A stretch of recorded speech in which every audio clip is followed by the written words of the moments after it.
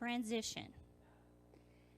So what we're going to do is we have Teresa joining us again today. So yeah, she doesn't want to look at me the whole time. We're getting organized here, Teresa. No worries. Okay, now she can see you guys. Yes. All right. So what we're doing today is we're going to start talking about your projects that you have planned as part of your Partners in Policymaking.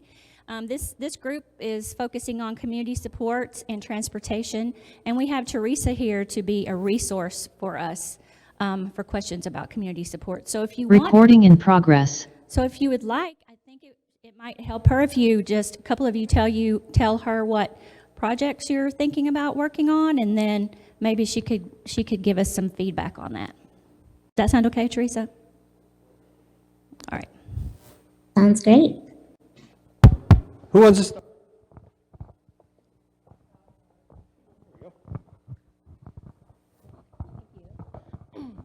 Hello, my name is Sonia Maney, and my project, I was wanting to do like an advisory committee or a panel to help recipients on waivers to get the maximum what they need, and just it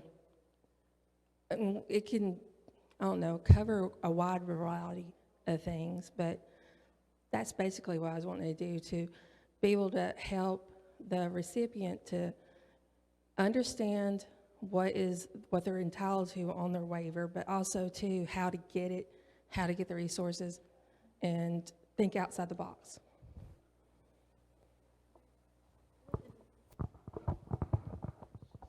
Did you manage to hear all that, Teresa? I did. If I heard correctly, you are interested in forming an advisory council or some sort of group to help recipients of waivers understand what they're entitled to. And then I kind of missed the last piece.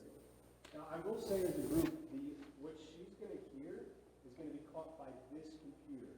It's not by the microphone. So if you speak louder on that, she will hear a little bit better, just because it'll come through. She's not.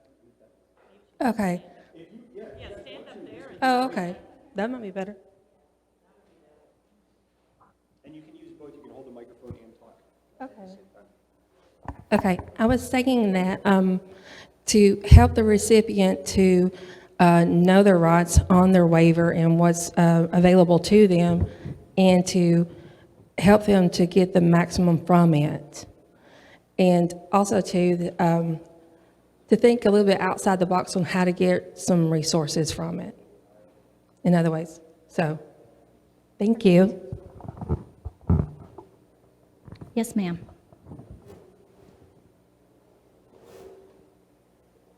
This is a great group, Teresa. So many families in here. Very strong advocacy group. Hi, Teresa. Hi. So I have a 26-year-old son who has never received any services for a variety of reasons, one even being my own denial of his disability. That being said, I got a rude awakening this year when I got this notice from my health insurance that said they're going to kick him off. Because now something has to happen because my baby cannot be without insurance. And so I started on this journey about services, and I'm sorry, I'm Janice Filer. I live in Tuscaloosa. So I started on this journey of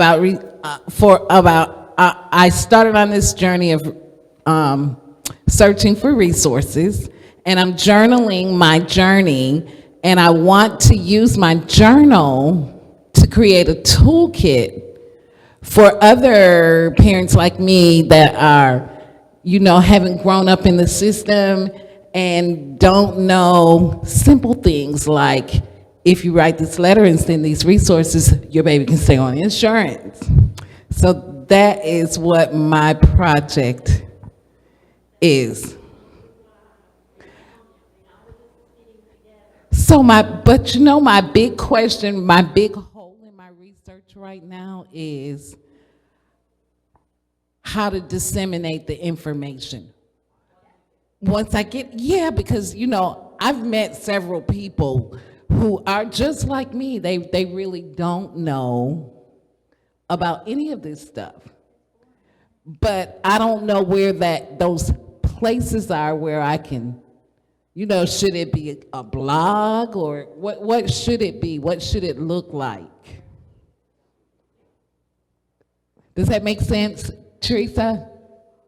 Yeah, it does. I love that that you're using your lived experience to educate. I think I mean, I know that it's talked about, but I don't think it's emphasized enough that lived experience is really what's going to help other folks navigate kind of this system that's so complicated, right? If we learn from the agencies and the government, I think that sometimes perpetuates the confusion.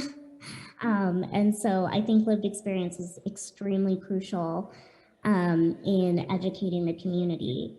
I think dissemination wise, you know, I think a blog would be awesome. For sure, something virtual, like on the internet, where people can kind of stumble upon, you know, this resource as they're going through the process themselves. So I don't know what, like, you know, your preferences with internet use, but I think a blog or maybe even,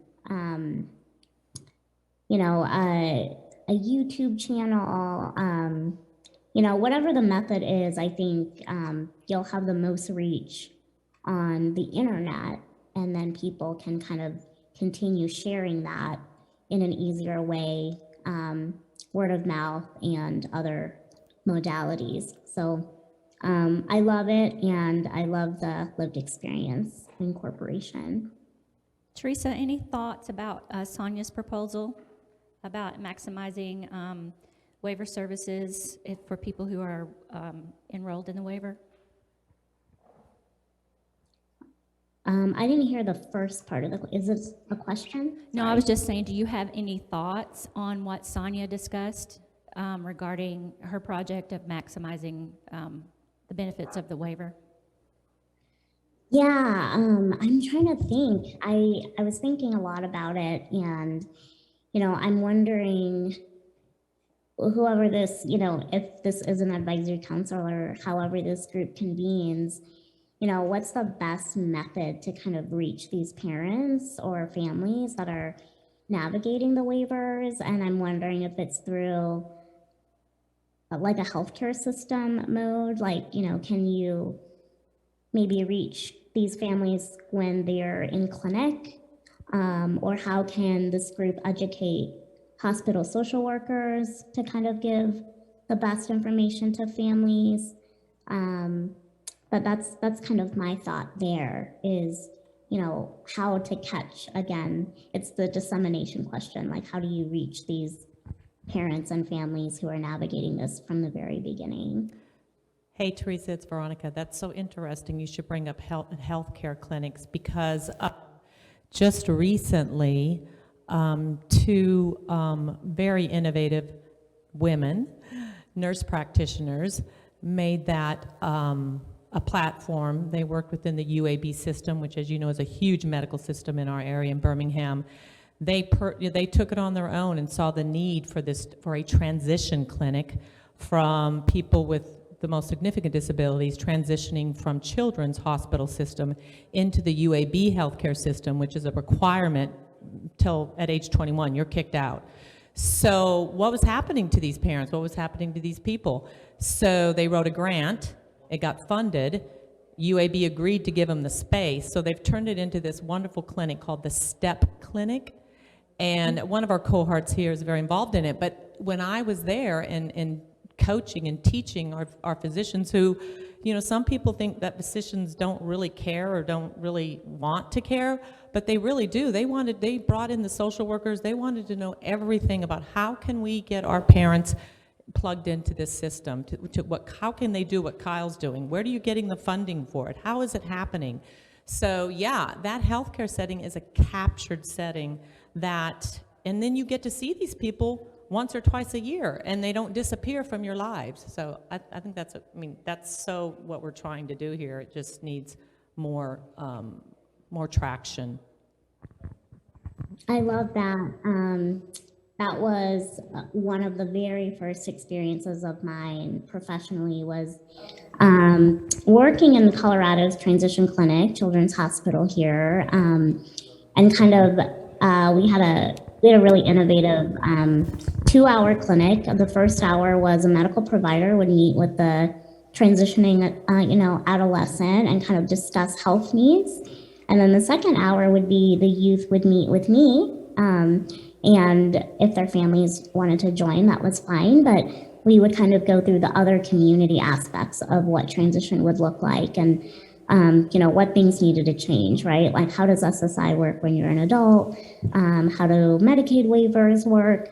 The whole kind of system that's overarching with healthcare, but not exactly discussed in a normal clinic setting. And so I love that there are other transition clinics out there. And yeah, I do think that healthcare, is a setting where you first and foremost meet these families who are maybe starting to navigate or even in the whole depth of it, trying to figure out what's best for their family and their kid. Teresa, this is Jenny Lux. I'm with Disability Rights and Resources in Birmingham. It's an independent living center. I work there, but my project has to do with my work. I'm under an ADPH grant, that's Alabama Department of Public Health, to provide information and help people disregard the misinformation on the importance of getting vaccines. We still have pockets of people, both urban and rural, that are out there. They're aging, they're disabled, they're homebound, and most of the time, the only people that know what's going on is people in the churches, and because they go out and they do community surveys to see what their community needs. In fact, the first social workers were actually ladies of the church, like United Methodist Women, for example. And in the early 20th century, sorry. But I guess what I'm trying to say is I'm trying to get the word out why it's so important. I had it back in May and I was in the hospital for a month. So I used my personal experience to get people to understand it is serious, no matter what variant. But even if you do catch it after getting the vaccine, you're not going to have it as bad as you would if you hadn't had the vaccine. And that's the most important information to get out there. Yeah, I couldn't agree more. And I'm wondering how, is this a campaign that you're doing, or how is this information getting out there to your folks? We are printing out information to mail out to doctors' offices, but for those that are homebound, I'm also contacting churches to see what their needs are for their community, not just the people that go to the churches, but the people in their area. Because they have homebound ministries too. And I'm wanting to contact synagogues and mosques also, because those are pockets of communities that aren't being reached. And what I really want to do is form a vaccine brigade with funds from ADPH to provide PPE and training so we can get people driven to testing sites and vaccine sites and have them monitored if they need the extra monitoring because of a disability. Yeah, I think that's amazing. And I love that you're utilizing your community networks that are maybe a little bit more non-traditional, like the churches and synagogues. I love that kind of modality of reaching people. Sometimes I think we're too cookie cutter in the ways that we try to reach people, and it doesn't get to the people who actually really need the information. So I love that. I like you the method of utilizing kind of non-traditional community partners to get the information out there. I've got a website myself, and I'm going to revamp it for the vaccine project. So wish me luck. It's going to be interesting. Yeah, good luck. Best of luck. That sounds really great, and I'm really excited for that project. Okay, Teresa is with us till 12, is that correct? So you have to go? I do have to go. I'm so sorry, everybody. We appreciate you being here with us, and excuse me, you've given us your contact information, so please feel free to reach out to her.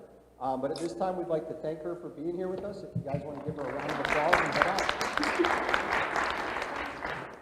Thank you so much, everybody. And yes, if you have, or if you want any more follow-up with your projects or any other ideas, want to talk through it, please email me. All right, Teresa, you have a great rest of your day. Yeah, you too. Bye, guys. All right, bye.